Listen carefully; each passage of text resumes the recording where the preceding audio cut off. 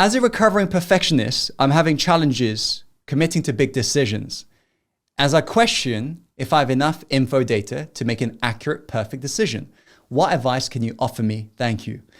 A wise teacher once said to a student, here's what I'll say back to your question. The student asked the teacher, how do I make a great decision?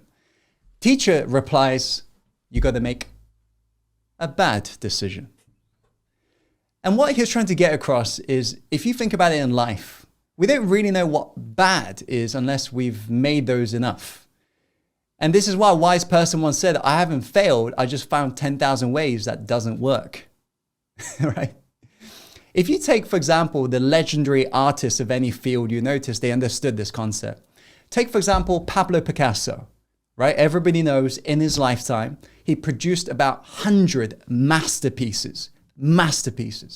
But what people didn't know, he churned out about 10,000 works of art in his career.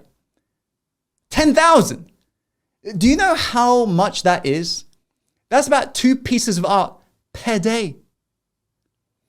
Understand, the best way to get good at something sometimes is to be bad at it. But if you're not willing to decide, you get stuck in the worst form of decision called indecision. And in a stuck and stagnation of indecision, nothing gets better or bitter. You're just wasting time. So understand that in your life, you've been programmed for this perfectionist tendency. It is not your fault. Look at one advert, especially to do with beauty, and how many of you notice we are shared what the portrayal of beauty is. And normally it's perfection. All throughout our life, we get painted this vision. Perfect life exists. Perfect life exists. Especially in, how many of you notice, Hollywood movies. One day you'll live this perfect life. Yes, live happily ever after. But does that really exist? Well, I'm here to say, perfection is what we seek, but perfection, if you really think about it, is like hell. Because perfection is death of all creativity. If we was living a perfect life right now, if everything around the world was perfect, there'll be no more need for us to do anything. We just got to stay home and do nothing. Just think about how boring that will be. It will feel like death. Yes or no? There'll be no more need to do anything, to try and solve a problem, to do this, to do that. Perfectionism is what we seek. But understand that if it was to happen, it's pretty much hell. Because how can you know what good feels like if you've never experienced the bad? One could say both needs to exist for us to experience both. If there's only daytime all the time, you'll never know what nighttime feels like or looks like. The point I'm trying to get across is this. Embrace the suck. You got to be willing to make some bad decisions for you to know what a good decision is. And never, ever analyze a decision based upon the outcome. This is not something I was about to share here because it's going a little bit off topic, but you got to remember this. A good decision sometimes can equal a bad outcome.